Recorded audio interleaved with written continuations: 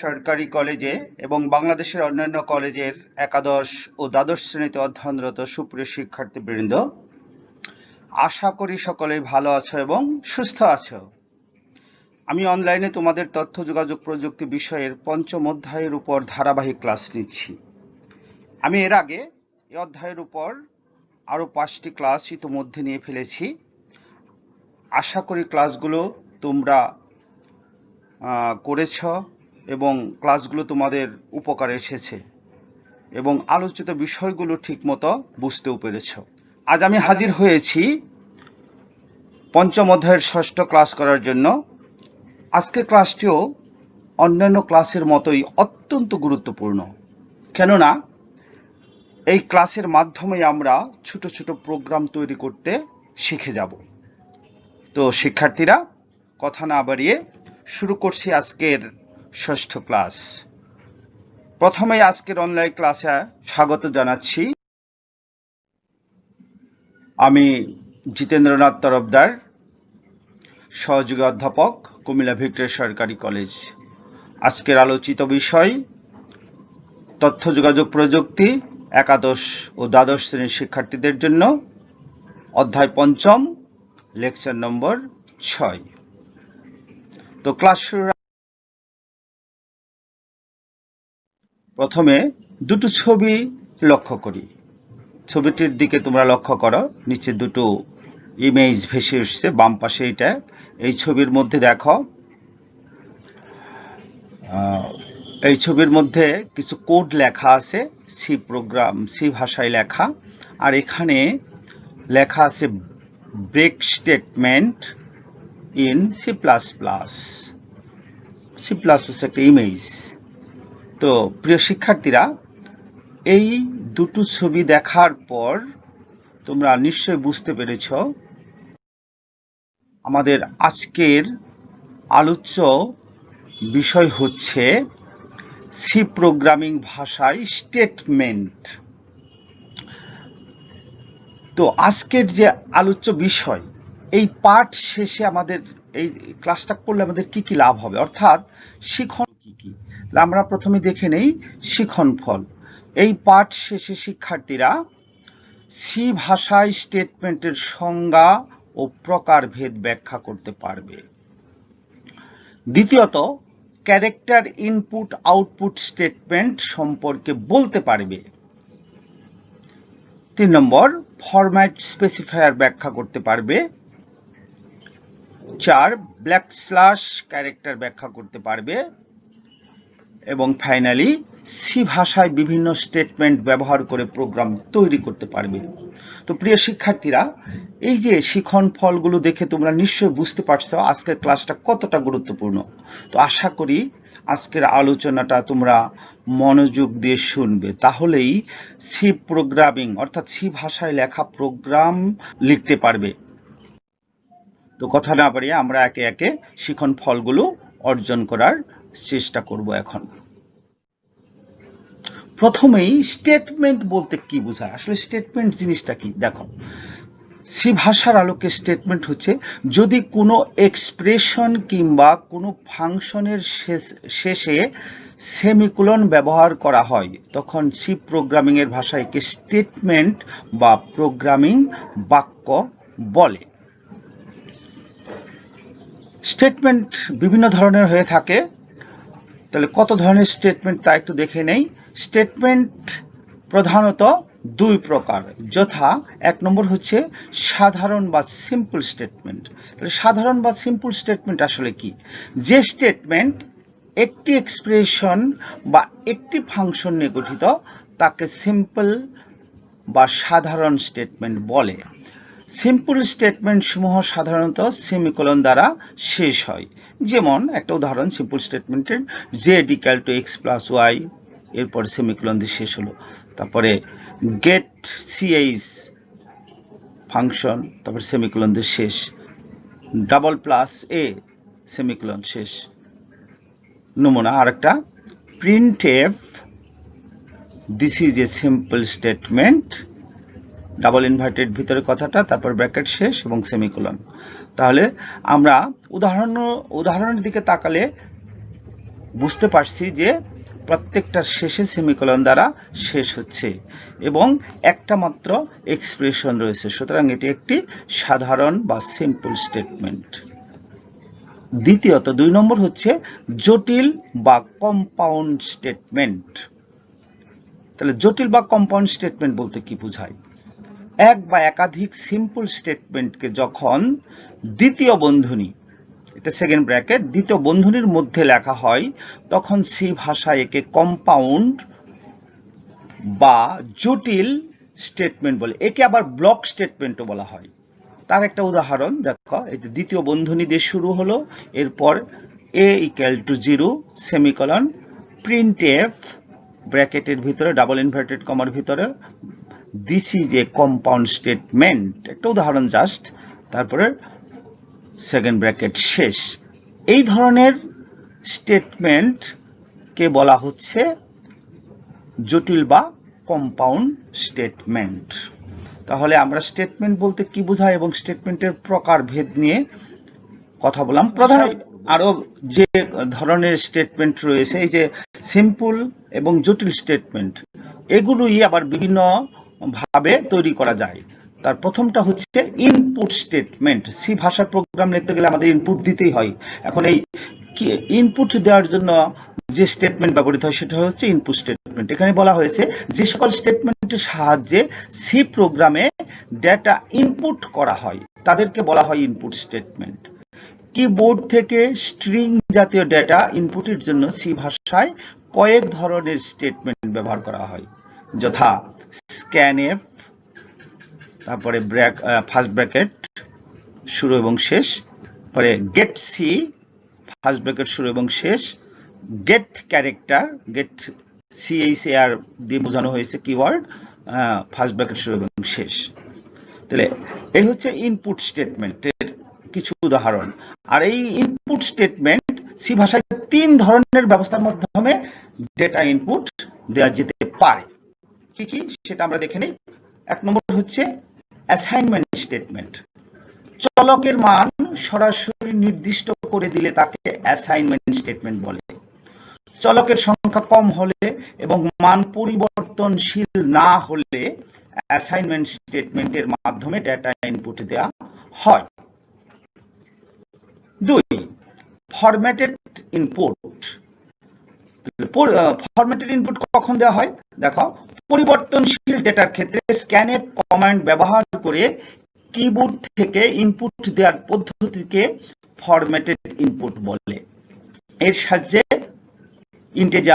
ইন্টিজারের int, ক্যারেক্টারের CHAR, তারপরে floating এর ফ্লোট ধরনের ইত্যাদি ধরনের ডেটা ইনপুট করা যায়। এর জন্য প্রোগ্রামে stdio.h লাইব্রেরি ফাংশন যুক্ত করতে হয়। scanf ফাংশন ব্যবহারের সিনট্যাক্স হলো scanf ফার্স্ট ব্র্যাকেটের ভিতর ডাবল ইনভার্টেড কমা শুরু, control string double inverted comma শেষ, comma and variable name first bracket শেষ সেমিকোলন। এই যে সিনট্যাক্সটা দেওয়া হচ্ছে scanf এর, এখানে যা যা ব্যবহার করেছে সেটা আমরা এখানে দেখতে পাচ্ছি। তাহলে বুঝে নেই এখানে কোন কাজে কি জন্য এগুলো ব্যবহার করা হয়েছে। এখানে দেখো, কন্ট্রোল স্ট্রিং scanf কেন ব্যবহার হয় এটা আমরা জানি, ইনপুট ফাংশন ইনপুট এর জন্য এটা ব্যবহৃত হয়। তাহলে এখানে কন্ট্রোল স্ট্রিং হলো ব্যবহৃত ডেটার ধরন, যা ফরম্যাট স্পেসিফায়ারের মাধ্যমে নির্ধারণ করতে হয়। আমরা পরবর্তী আলোচনায় ফরম্যাট স্পেসিফায়ার নিয়ে আলোচনা করব আরো বিস্তারিত। আর এন হলো অ্যাড্রেস অপারেটর এবং ভেরিয়েবল নেম হলো পূর্ব ঘোষিত কোনো ভেরিয়েবলের নাম। scanf ফাংশনের সাথে ফরম্যাট স্পেসিফায়ার উল্লেখ করতে হয়, তাই এ সম্পর্কে ভালো ধারণা থাকা প্রয়োজন। অর্থাৎ ফরম্যাট স্পেসিফায়ার সম্পর্কে আমাদের একটা সুস্পষ্ট ধারণা থাকতেই হবে। নিচের টেবিলে বিভিন্ন ধরনের ফরম্যাট স্পেসিফায়ারের ব্যবহার উল্লেখ করা হলো। যেমন এখানে কি কি ধরনের ফরম্যাট স্পেসিফায়ার ব্যবহৃত হয় সি প্রোগ্রামে তার কয়েকটা নমুনা দেওয়া আছে আর এই পাশে ব্যবহার দেওয়া আছে। প্রথমে আমরা %c এই ফরম্যাট স্পেসিফায়ারটা কি কাজে ব্যবহৃত হয়? এটা সিঙ্গেল ক্যারেক্টার প্রিন্ট করার জন্য ব্যবহৃত হয়। তারপরে %d এটা কি কাজে ব্যবহৃত হয়? ডেসিমাল ইন্টিজার টাইপের ডাটা ইনপুট বা আউটপুট করার জন্য ব্যবহৃত হয়। তারপর %f এটা ফ্লোটিং পয়েন্ট টাইপের ডাটা ইনপুট বা আউটপুট করার জন্য ব্যবহৃত হয়। তারপরে %u আনসাইন্ড ইন্টিজার টাইপের ডাটা ইনপুট বা আউটপুট করার জন্য এটি ব্যবহৃত হয়। %o অক্টাল টাইপের ডাটা ইনপুট বা আউটপুট করার জন্য এটি ব্যবহৃত হয়। %x হেক্সাডেসিমাল ইন্টিজার টাইপের ডাটা ইনপুট বা আউটপুট করার জন্য এটি ব্যবহৃত হয়।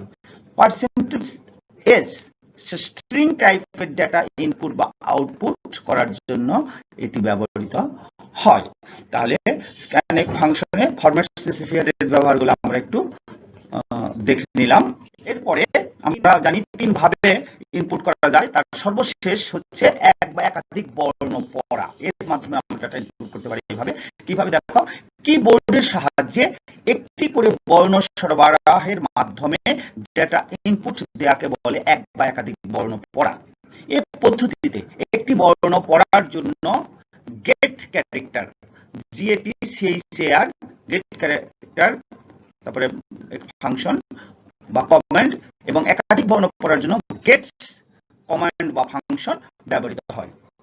তো যে সমস্ত ফাংশন ব্যবহার করে একটি ক্যারেক্টার ইনপুট দেওয়া যায় তা নিচের টেবিলে আমরা একটু দেখে নিই। তো টেবিলটার দিকে একটু লক্ষ্য করো, দেখো প্রথমে এই পাশে ফাংশন দেওয়া আছে, ফাংশনের সিনট্যাক্স দেওয়া আছে আর এই পাশে বৈশিষ্ট্যগুলো দেখানো হয়েছে। তো ফাংশনের নাম স্ক্যানফ ফাংশন, অত্যন্ত গুরুত্বপূর্ণ। সি প্রোগ্রাম লিখতে গেলে এটা এই ফাংশন ব্যবহার করতে হবে। তাহলে এর সিনট্যাক্স হচ্ছে এটা স্ক্যানফ, ব্র্যাকেটের ভিতর দেখো %c and c। তাহলে এটা কি, এটা বৈশিষ্ট্য কি কাজে লাগে? এটার বৈশিষ্ট্য কি? একটি ক্যারেক্টার ইনপুট দেওয়া যায় এবং তা মনিটরে দেখায়। এরপরে গেট সিএইচ ফাংশন, এর সিনট্যাক্স হচ্ছে c = get c, এখানে ব্র্যাকেটের মধ্যে যা লেখো, একটি ক্যারেক্টার ইনপুট দেওয়া যায় কিন্তু তা মনিটরে দেখায় না এই ক্ষেত্রে। তারপরে গেটস, দেখো এভাবে সবগুলো ফাংশন দেওয়া আছে, তার সিনট্যাক্স দেওয়া আছে এবং ডান পাশে বৈশিষ্ট্য দেওয়া আছে। এগুলো বইয়ের মধ্যেও আছে, আশা করি বই থেকে এই ধরনের টেবিলটা তোমরা ভালো করে লক্ষ্য করবে। আর এর নিচে টেবিলটার মধ্যে যে সমস্ত ফাংশন ব্যবহার করে স্ট্রিং ইনপুট দেওয়া হয় তার একটা টেবিল। তাহলে স্ক্যানফ এবং স্ট্রিং সিনট্যাক্স হচ্ছে এটা। দেখো এভাবে তোমরা এই টেবিলটা বইয়ের মধ্যে আছে, তোমরা ভালো করে টেবিলটা লক্ষ্য করলে বিষয়টা বুঝতে পারবে। এ নিয়ে আর এখানে কথা বাড়াচ্ছি না, পরের স্লাইডে চলে যাচ্ছে। এখন স্ক্যানফ ব্যবহার করে কি করে আমরা স্ক্যানফ ব্যবহার করব তার একটা নমুনা প্রোগ্রাম আমরা একটু দেখাই। দেখো সি প্রোগ্রামিং এর প্রথমেই #include stdio.h দিয়ে শুরু করা হয় কৌণিক বিভেদ, তারপরে include connew.h, তারপরে মেইন ফাংশন, তারপর সেকেন্ড ব্র্যাকেট দিয়ে আমাদের প্রোগ্রামটা শুরু হচ্ছে। এরপরে দেখো আমরা একটা নমুনা দেখাচ্ছি, CHR ক্যারেক্টার এ, এখানে CPU তে মেমোরি দেখানো হয়েছে 1 বাইট, 2 বাইট, 4 বাইট, 8 বাইট। হ্যাঁ, তারপরে এর মেমোরির স্থানটা এই পাশে দেখানো হয়েছে। তারপরে দেখো ইন্টিজার বি, দেখো তার তীর চিহ্ন দিয়ে একটু লক্ষ্য করো, তীর চিহ্ন দিয়ে সিপিইউর ওই মেমোরি পরিসর এখানে বোঝানো হয়েছে। তারপরে ফ্লোট সি, ওখানে মেমোরি থেকে দেখানো হচ্ছে ডান পাশে ডাবল ডি, এরপর তীর চিহ্ন দিয়ে দেখানো হচ্ছে প্রিন্টএফ এন্টার এ ক্যারেক্টার, এরপরে নিচের দিকে এন্টার এ ক্যারেক্টার কিবোর্ডে কিভাবে হচ্ছে দেখো, ও পাশে স্ক্যানফ কিবোর্ডে scanf %c \n and a কিভাবে দেওয়া হয় আর মেমোরিতে কিভাবে কাজ করে এটাই মূলত দেখানোর চেষ্টা করছি স্ক্যানএফ ফাংশন ব্যবহার করে। দেখো এই যে লাল তীর চিহ্ন দিয়ে ব্যাপারটাকে বোঝানোর চেষ্টা করা হয়েছে। ক্লাসে হলে ব্যাপারটাকে আরো ক্লিয়ার করতে পারতাম, তোমরা একটু মনোযোগ দিয়ে এই বিষয়টা লক্ষ্য করলে ব্যাপারটা ক্লিয়ার হয়ে যাবে। দেখো printf enter SP floating, enter SP floating এখানে দেখানো হয়েছে। তারপর এটা চলে যাচ্ছে, দেখো scan F %f \n and c, এখানে কিবোর্ড থেকে এই যে কিবোর্ড থেকে এখানে যে এখানে সি তে চলে যাচ্ছে মেমোরি স্পেসে। তারপরে যে printf enter DP floating, enter DP floating, এরপরে স্ক্যানএফ এখানে কিবোর্ডে যাচ্ছে, কিবোর্ড থেকে মেমোরি পরিসরে চলে যাচ্ছে সিপিইউ তে। তো এইভাবে সি ভাষায় প্রোগ্রাম লিখলে কম্পিউটারে ইনপুট দেওয়া হয় আর মনিটরের মেমোরিতে কিভাবে এটা স্থান করে নেয় সেটা মূলত এখানে এই স্ক্যানএফ এর ব্যবহারের মাধ্যমে বোঝা। এরপরে আসো আউটপুট স্টেটমেন্ট। তো প্রিয় শিক্ষার্থীরা, আমরা এত সময় ইনপুট স্টেটমেন্ট নিয়ে কথা বলেছি, এখন আসো আউটপুট স্টেটমেন্ট কি। যে সকল স্টেটমেন্টের সাহায্যে প্রোগ্রামের ফলাফল মনিটরে প্রদর্শন করা হয় তাদেরকে আউটপুট স্টেটমেন্ট বলা হয়। সি ভাষায় ব্যবহৃত আউটপুট স্টেটমেন্ট গুলো হলো প্রিন্টএফ ফাংশন, পুটch ফাংশন, puts অর্থাৎ পুট ক্যারেক্টার আর puts ইত্যাদি। এই ফাংশনগুলো মাধ্যমে আমরা আউটপুট পেতে পারি। আমরা ইনপুট দেখেছি তিন ভাবে ইনপুট দেওয়া যায়। আউটপুটের ক্ষেত্রে সি প্রোগ্রামে দুই ধরনের ব্যবস্থার মাধ্যমে আউটপুট পাওয়া যায়। তার প্রথমটা হচ্ছে এক বা একাধিক বর্ণ লেখা, এটা কিন্তু ইনপুটের ক্ষেত্রে আমরা দেখেছিলাম এক বা একাধিক বর্ণ লেখা। আর আউটপুটের ক্ষেত্রেও আউটপুট স্টেটমেন্টেও এক বা একাধিক বর্ণ লেখা রয়েছে। একটি করে বর্ণ লেখার মাধ্যমে আউটপুট প্রদান হলো সবচেয়ে সহজতম আউটপুট কমান্ড। এতে একটি বর্ণ লেখার জন্য পুট ক্যারেক্টার অর্থাৎ puts ক্যারেক্টারের ফাংশন বা কমান্ড এবং একাধিক বর্ণ লেখার জন্য puts ফাংশন বা কমান্ড ব্যবহার করা হয়। পুট ফাংশনটির গঠন হলো পুট দেখো ব্র্যাকেটের মধ্যে তুমি যা লিখবা এ সি যাই লেখো, চলো যে কোনো চলক হতে পারে, সেমিকোলন দিয়ে এখানে এ হচ্ছে ভেরিয়েবল।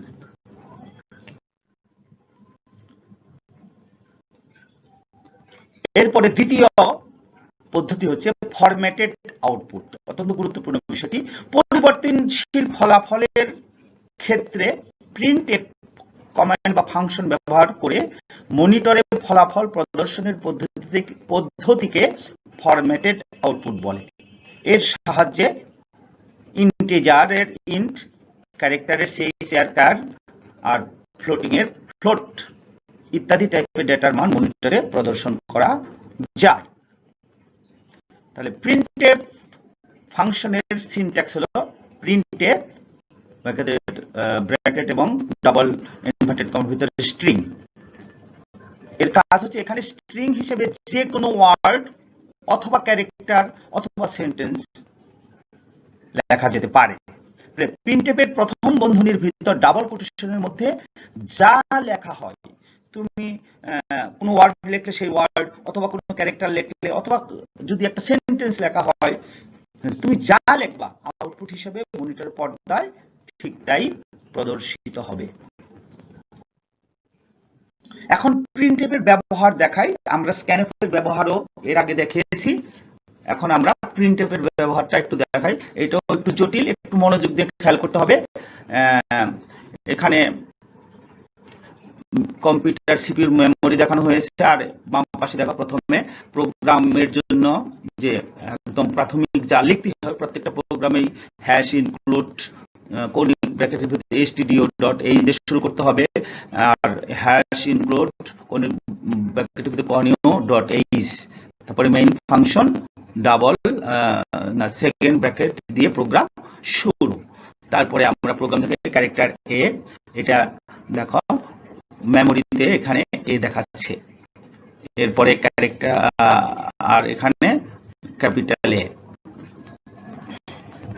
ইন্টিজার বি মেমোরিতে এখানে বি দেখাচ্ছে, আর মেমোরি পরিসরে 10 দেখাচ্ছে। ফ্লোটিং সি মেমোরিতে সি দেখাচ্ছে 3 পয়েন্ট। এখানে জায়গা কিভাবে জায়গা দখল করে নিচ্ছে ইনপুট দেওয়ার সাথে সাথে সেটা প্রদর্শিত হচ্ছে। ডাবল ডি আগের মতোই, জাস্ট একটু লক্ষ্য করার ব্যাপার, স্ক্যানএফ ফাংশন যেভাবে ব্যবহার দেখেছি প্রিন্টএফ এর ব্যবহারও এখানে দেখানো হচ্ছে। দেখো এখানে কিভাবে মেমোরিতে নির্দেশ দেওয়ার কমান্ড দেওয়ার সাথে সাথে মেমোরিতে কাজ হচ্ছে।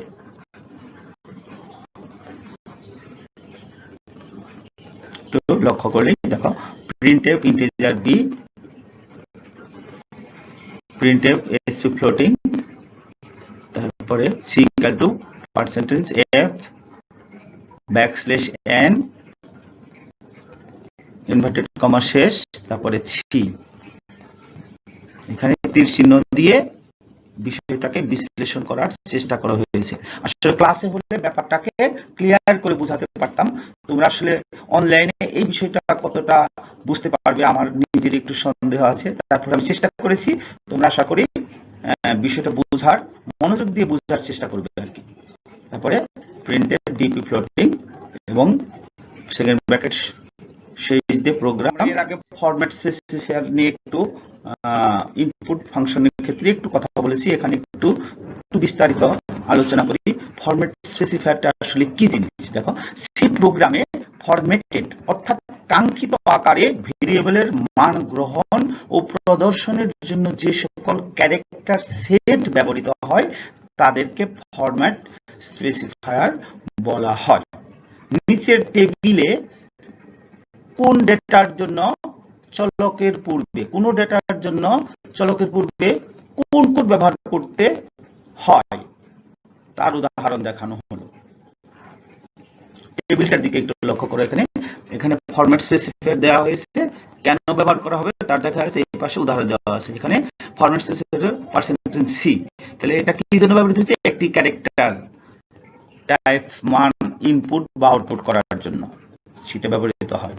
তার উদাহরণ হচ্ছে স্ক্যান এফ ব্র্যাকেটের ভিতর ডাবল ইনভার্টেড কমার ভিতর percentage C comma and data bracket শেষ এবং সেমিকোলন। এইভাবে আমরা সি প্রোগ্রাম ব্যবহার করব। প্রত্যেকটা উদাহরণ দেওয়া আছে। তারপর এটা ফরম্যাট স্পেসিফায়ার পার্সেন্টেজ ডি, এটা কি কাজে ব্যবহৃত হয়, ইন্টিজার টাইপ এর মান ইনপুট বা আউটপুট করার জন্য, এখানে উদাহরণ দেওয়া আছে। এরপরে format specifier percentage 1D long integer type data input বা আউটপুট করার জন্য, এখানে উদাহরণ দেওয়া আছে। তারপরে এইভাবে প্রত্যেকটা ফরম্যাট স্পেসিফায়ারের পরিচয় দেওয়া আছে, এখানে ব্যবহার দেখানো হয়েছে, আর এই পাশে তার উদাহরণ দেখানো হয়েছে। আশা করি বইয়েও ব্যাপারটা আছে, তোমরা আশা করি ভালো করে এটা দেখে নিবে। টেবিল নিয়ে আর আলোচনা করার তেমন কিছু নেই। সি প্রোগ্রামে কিছু বিশেষ কিছু ক্যারেক্টার আছে, যেমন দেখো স্ল্যাশ, তাহলে inverted comma, backslash N, backslash R, backslash T ইত্যাদি, যেগুলো প্রিন্টএফ ফাংশনের ডাবল কোটেশনের মধ্যে যেভাবে ব্যবহার করা হয় কিন্তু আউটপুটে সেভাবে প্রদর্শিত হয় না। প্রিন্টএফ ফাংশন বা এরূপ কোনো ফাংশন দ্বারা এসব ক্যারেক্টার প্রদর্শনের জন্য এদের সাথে অতিরিক্ত একটি ব্যাকস্ল্যাশ ব্যবহার করতে হয়।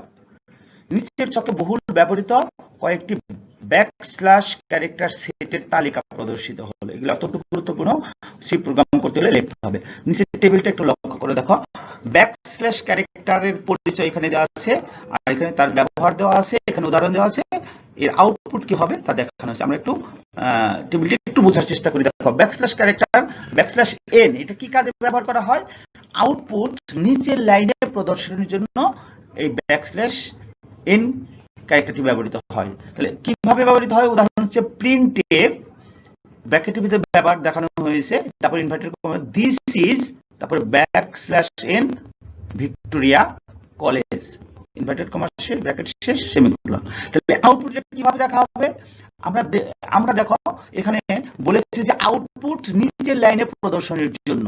তাহলে দিস ইজ এরপরে ব্যাকস্ল্যাশ n দেওয়া হয়েছে, তারপরের অংশটা এই দেখো আউটপুটে দিস ইজ উপরে আর তারপরের অংশটা নিচে চলে গেছে। তাহলে আউটপুট নিচের লাইনে প্রদর্শনের জন্য ব্যাকস্ল্যাশ n ব্যবহৃত হয়। এরপরে ব্যাকস্ল্যাশ t সাধারণত ট্যাবের কাজ করে, তবে ডিফল্ট হিসেবে 4 অক্ষর সরে যায়। তার উদাহরণটা হচ্ছে printf this is backslash t Victoria college.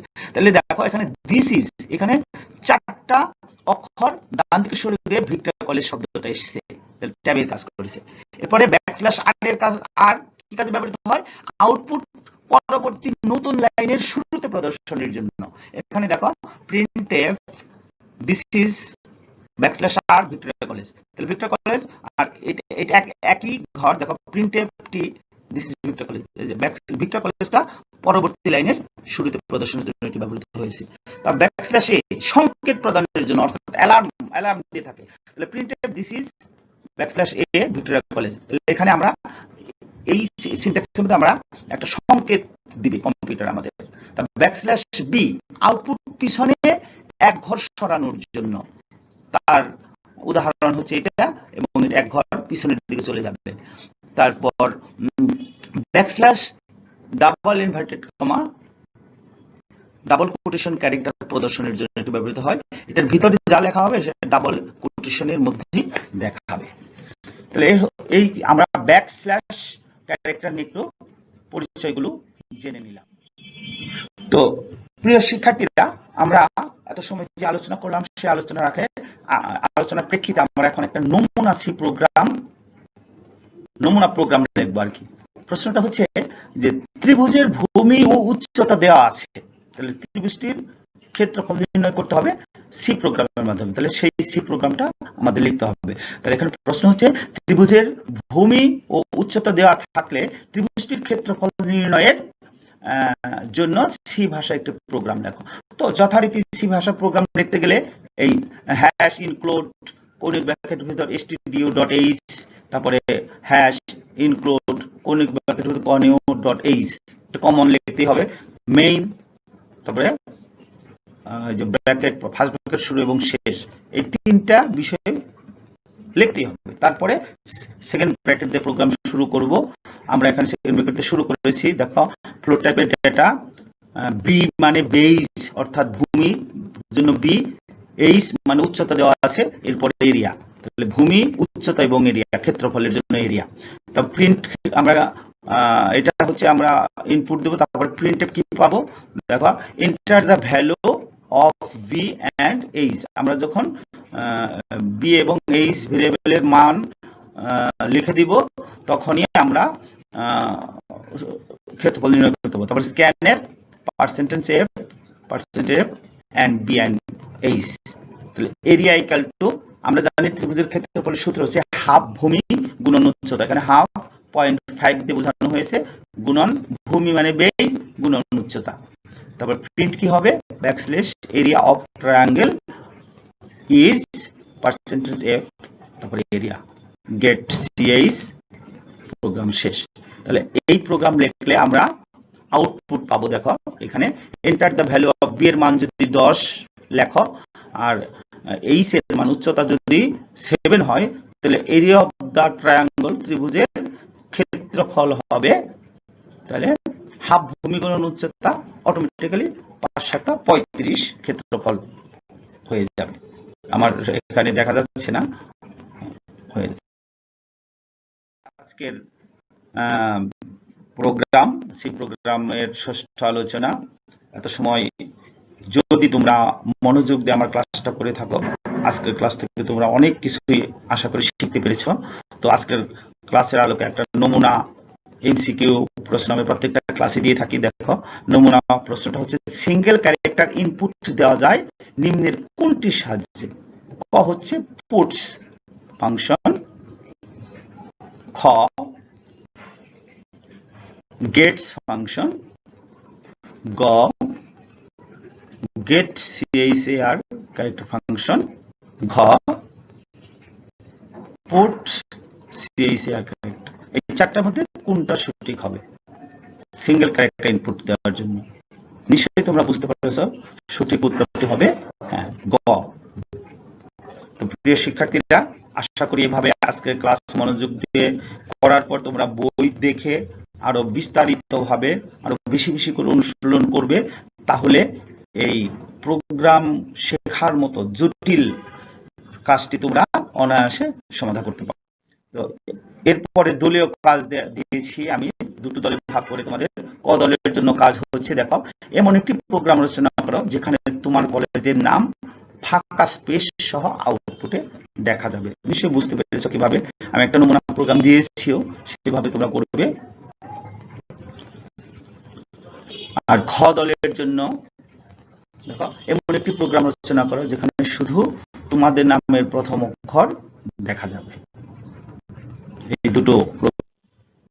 আর মূল্যায়নের ক্ষেত্রে দেখো কয়েকটা প্রশ্ন রেখেছি, এই প্রশ্নগুলোর অ্যান্সার তোমরা তৈরি করে রাখবে। 1 নম্বর প্রশ্ন হচ্ছে পুটস ফাংশনের কাজ কি? 2 নম্বর পুট CHAR এর কাজ কি? 3 নম্বর গেট ক্যারেক্টারের কাজ কি, ফাংশনের কাজ কি? 4 গেটস ফাংশনের কাজ কি? তাহলে প্রত্যেকটার কাজ আমি বিস্তারিতভাবে আমার লেকচারে আমি আলোচনা করেছি, আশা করি বুঝতে পেরেছো এবং তোমরা পারবে। এরপরে বাড়ির কাজও দিয়েছি, অনেকগুলো কাজ দিয়েছি। তোমরা ঘরে বসে আছো, হাতে তেমন কাজ নেই, ক্লাস করে করে পড়াশোনা, খাওয়া দাওয়া, ঘুমানো ছাড়া আর কোনো কাজ নেই। সুতরাং এই কাজগুলো আশা করি খুব ভালোভাবে শেষ করবে। বাড়ির কাজটা তোমরা করে রাখবে অবশ্যই। 3টি সংখ্যার গড় নির্ণয় করার জন্য সি ভাষায় একটি প্রোগ্রাম লেখো এবং ফলাফল প্রদর্শন করো, অথবা বৃত্তের ক্ষেত্রফল নির্ণয়ের প্রোগ্রাম লেখো, এভাবে আছে। তারপরে ধারাবাহিক সংখ্যার যোগফল নির্ণয় প্রোগ্রাম, এগুলো অনেকগুলো প্রোগ্রাম দেয়া আছে, বই দেখে প্র্যাকটিস করবে এবং আশা করি প্রোগ্রাম কিভাবে লিখতে হয় সেটা তোমরা বুঝতে পারবে। তো প্রিয় শিক্ষক, আজ আর বেশি কথা বলে তোমাদের ধৈর্যচ্যুতি ঘটাবো না। আজকে এত সময় যে বিষয়টা নিয়ে আলোচনা করেছি, আশা করি তোমরা খুব ভালোভাবেই সেই ক্লাসটা আয়ত্ত করতে পেরেছ। আজকের ক্লাস সহ এ পর্যন্ত আমি সি প্রোগ্রামের উপর 6টি ক্লাস নিলাম। প্রত্যেকটা ক্লাস আমি ভিক্টোরিয়া কলেজের ওয়েব পেজে দিয়ে দিচ্ছি এবং একই সাথে আমার নিজের একটি ইউটিউব চ্যানেল রয়েছে, চ্যানেলটির নাম হচ্ছে আমার অন্নভুবন। আমার প্রত্যেকটা লেকচার আমার অন্নভুবনে দেওয়া আছে, সেখানে তোমরা একসাথে শুধু আমার লেকচারই দেখতে পাবে। তোমরা যদি প্রয়োজন মনে করো তাহলে আমার অন্নভুবন ইউটিউবে আমার অন্নভুবন বাংলায় লিখে সার্চ দিলে চ্যানেলটি পেয়ে যাবে এবং সেখানে সি প্রোগ্রামের উপর অর্থাৎ পঞ্চম অধ্যায়ের প্রত্যেকটা লেকচার সেখানে দেওয়া থাকবে এবং সেখান থেকে তোমরা যে কোনো সময় দেখে নিয়ে এই ক্লাস মানে সি প্রোগ্রাম সম্পর্কে ভালোভাবে অনুশীলন করতে পারবে। তো আজ আর কথা বলাচ্ছি না, মনোযোগ দিয়ে ক্লাস করার জন্য সবাইকে ধন্যবাদ জানিয়ে আজকের মতো এখানেই শেষ করছি।